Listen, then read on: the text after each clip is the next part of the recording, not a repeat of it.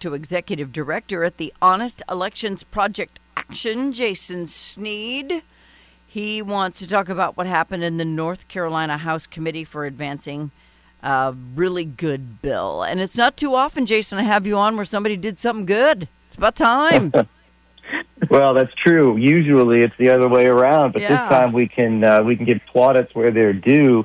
North Carolina legislators are in the middle of advancing a really good series of election reforms in the state there, and this bill, it's really a monster of a bill. It's got a little bit of something for everybody, but the key big ticket items that I've been paying close attention to are that it would protect North Carolina elections from foreign interference, and it would ban ranked choice voting. And I think if anybody's paying attention to, what's been going on in New York City over the last few years, in Maine or Alaska right now, I think they're going to be very glad that ranked choice voting will never be able to rear its ugly head in North Carolina if this eventually becomes law.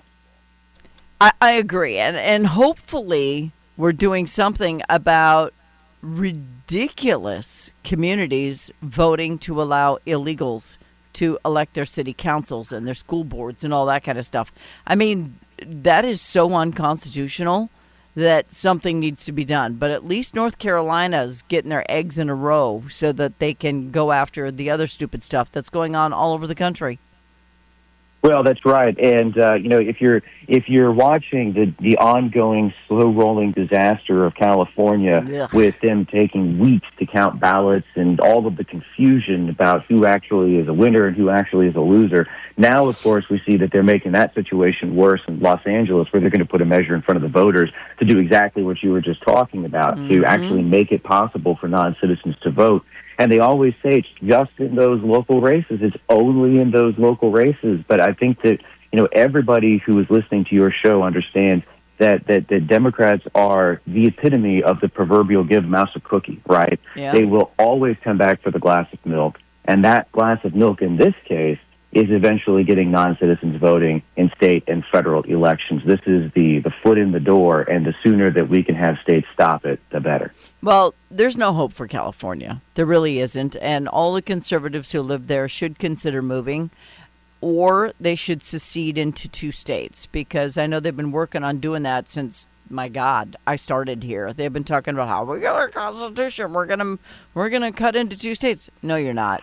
But I wish that they could, because there are some really good people in California who are suffering under this stupidity.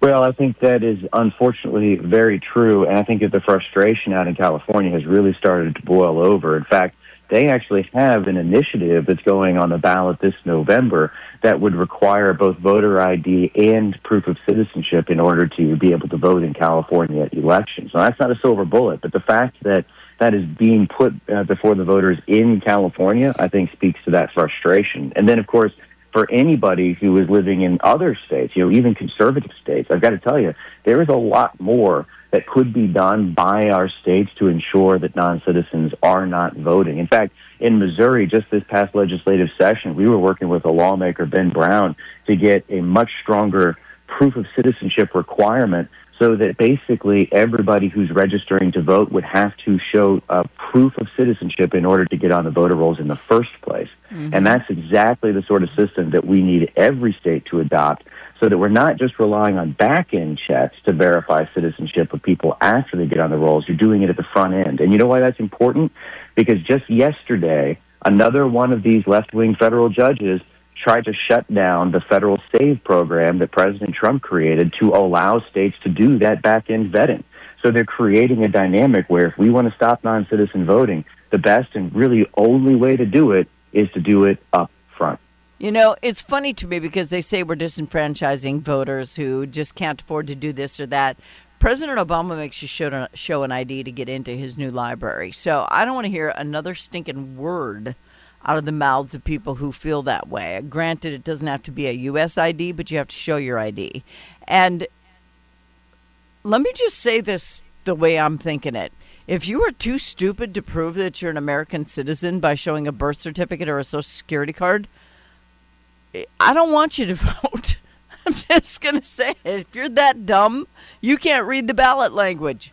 So, and if it's about money, we'll make it a free process. So it's just silliness.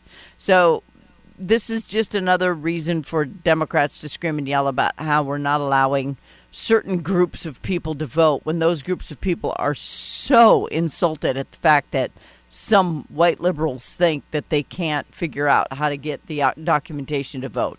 It's infuriating, and it's a giant insult.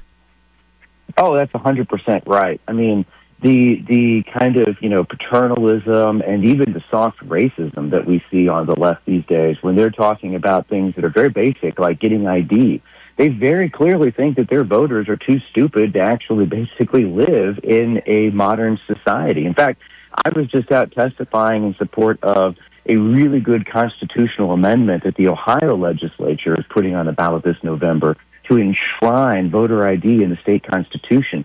And wouldn't you know, every Democrat in the committee I was testifying in thought that college students would be unable to comply with a very basic requirement to have a driver's license or a state ID. They're free, to your point. This isn't a money thing, but they thought that college students would really struggle. And, when we actually put a poll in the field in Ohio, you want to know what the results were? Not only was it overwhelmingly popular with all Ohioans, just like we know it is nationally, but that 18 to 24 demographic that includes college students, about 80% said they wanted a photo ID requirement in the Ohio Constitution. So I think that we have to recognize, not only does the left seem to think that their voters are really just too stupid to exist in modern society, but what they're really trying to do is create opportunities for people that shouldn't be able to vote in elections to be able to vote in elections. That's why they were so focused on college students, because a lot of those are out-of-state students that never get an in-state ID because they're not actually part of the state of Ohio, but they want them voting on those campuses because they want to swing elections in that state and many other states to the left. And so they don't like these rules that actually require people to be citizens and to be residents of the communities that they're voting in. Well, Newsom stood on stage in front of a black audience and told them, I'm like you. I did bad on my SAT too. I'm like, what? Somebody go knock him down. Oh, my gosh. Anyway, Honest Elections Project Action Executive Director Jason Snead, where do people go to learn more about what y'all do?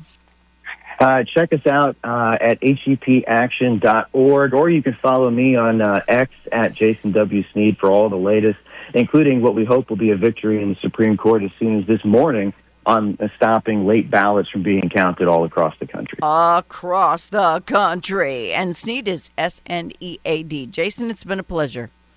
Thank you. Have a good one. Bye-bye.